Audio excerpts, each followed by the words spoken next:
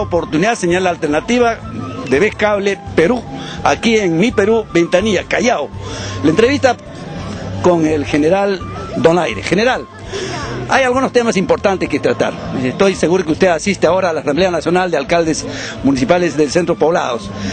Pero antes quisiéramos conocer primeramente su punto de vista en torno a la política en general. Usted ha salido a la palestra, pero no se le ha conocido todavía algunas opiniones importantes. Bueno, yo quiero agradecer a Vez Cable TV la oportunidad de poder llegar a todos los hogares de todos estos hombres y mujeres, particularmente de la zona de estos cinturones, que no viven en las condiciones adecuadas de vida y de calidad de vida.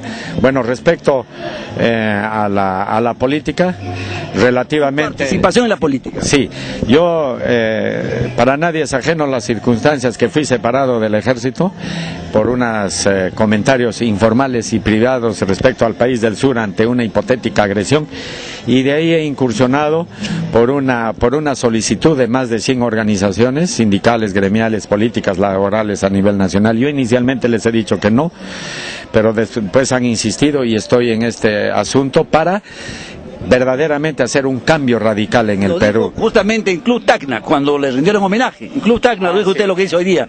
Pero después salió usted a decir que sí participó y apareció en Bagua con mucha gente. ¿Qué pasó ahí? Antes del baguazo, por supuesto. Antes del baguazo. Y algunos dijeron que yo he provocado el baguazo. No, en absoluto. Mira, acá el principal problema de incursión en la política es que no existe todavía una verdadera representatividad democrática. Y lo vemos no ahora, sino en todos los gobiernos, en los cuales el pueblo que elige a sus representantes no responden, no interpretan el verdadero sentir del pueblo peruano, y particularmente de las grandes mayorías, de los más necesitados y de los más desposeídos. En ese sentido, a veces se hacen leyes por debajo de la mesa. Entonces, en ese sentido, creo que hay que ser serios, responsables y, sobre todo, tener el olfato político, particularmente de aquellos que representan al pueblo. Por ejemplo, en los nativos no debía haber pasado ese problema en los nativos. ¿Dónde están esos congresistas? ¿Cuál es su enjuiciamiento al respecto, general? En el caso de Baguazo, caso de Bagua. En el baguazo yo he alertado antes de eso, porque yo he trabajado 4 años con los nativos. Antes, después del conflicto del CENEPA y durante el proceso de Itamaraty, yo formé 4 batallones de nativos y conocía la identidad étnica, la idiosincrasia y la mentalidad. Y yo alerté de que no se puede hacer leyes sin consultar, no se puede hacer dispositivos legales en coordinación, en diálogo, en concertación con las fuerzas vivas que beneficien o se involucren en el tema. Entonces, en ese sentido, creo que acá ha habido un error, que gracias a Dios lo ha reconocido el gobierno, pero que sí hay que rectificar, pero con hechos, no solamente bla, bla, bla. Indudablemente hay responsables también, general. Ahora, ¿quién responsabiliza usted como por lo menos responsable político? Sí, mira, yo me he referido, y disculpa, no es que yo saque cuerpo. Dicen, no, que el general está bien con Dios, con el diablo. Siempre mi política ha sido así. Yo no he estado ahí. No soy juez, no soy fiscal. Entonces, ¿qué cosa ha sucedido en el lugar de los hechos? Creo que no es responsable ni serio adelantarse qué cosa ha pasado, quién dio la orden, qué cosa pasó. Pero sí, tenemos que ser muy radicales, muy severos y muy rigurosos, que acá no se parcialice la investigación. O sea que hay que exigir que sea una investigación seria y que caiga quien caiga, caiga. Y también los responsables políticos, porque ahora, papacito, tú has visto que se tiran la pelota entre nativos, entre policías y la ministra del Interior. ¿Y sabes qué?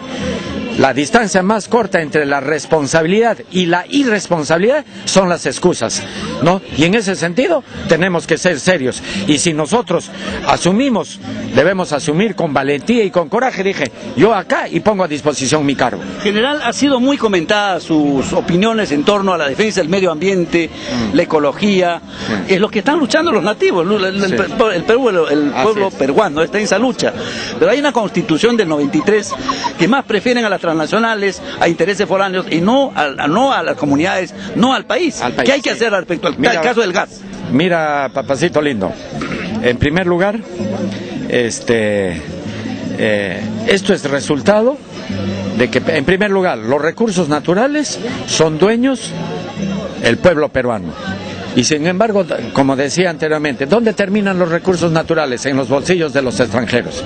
En tal sentido, está bien, hay que recibir las inversiones, pero en condiciones de equidad, de justicia y en condiciones de paridad, ¿no? Que favorezcan al país. Pero hay una constitución que no lo permite así. ¿Qué hay que hacer con esa constitución?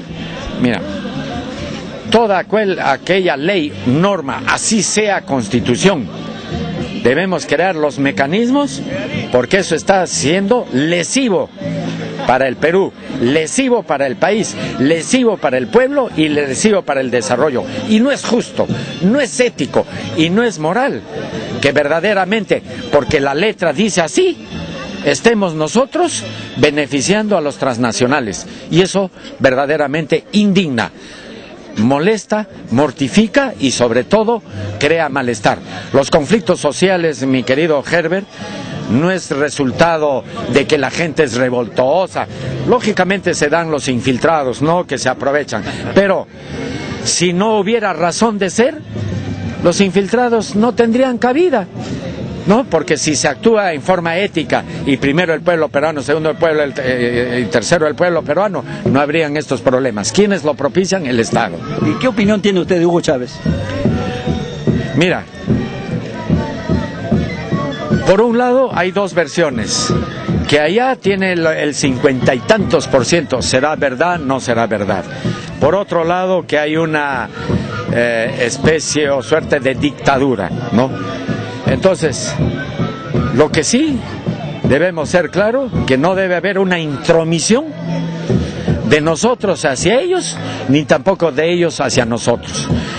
Pero sí, es lamentable que a veces nuestros representantes, o sea, entre presidentes, exista problemas y que repercuta en el distanciamiento entre pueblos. Por ejemplo, cuando yo era teniente, los dos comandantes se peleaban. Los dos comandantes andaban peleados. Y si a mí me veían con el otro comandante, mi comandante me sancionaba. Entonces, ¿por qué tenemos que pagar a veces los conflictos más que entre que tienen los de arriba, pagamos los de abajo? ¿Por qué no conversamos? ¿Por qué no nos sentamos? ¿Acaso con Ecuador no nos hemos sentado, hemos dialogado y hemos hecho la paz?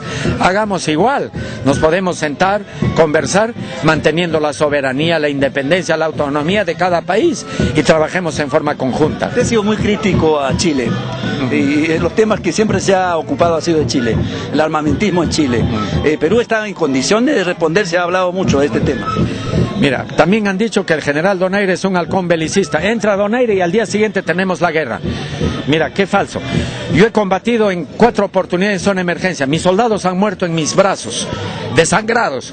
Cuando era teniente me decía mi general, ayúdeme. Yo le decía, espera, ahorita viene el helicóptero. Nunca llegó el helicóptero y se murió en mis brazos. ¿Qué significa eso?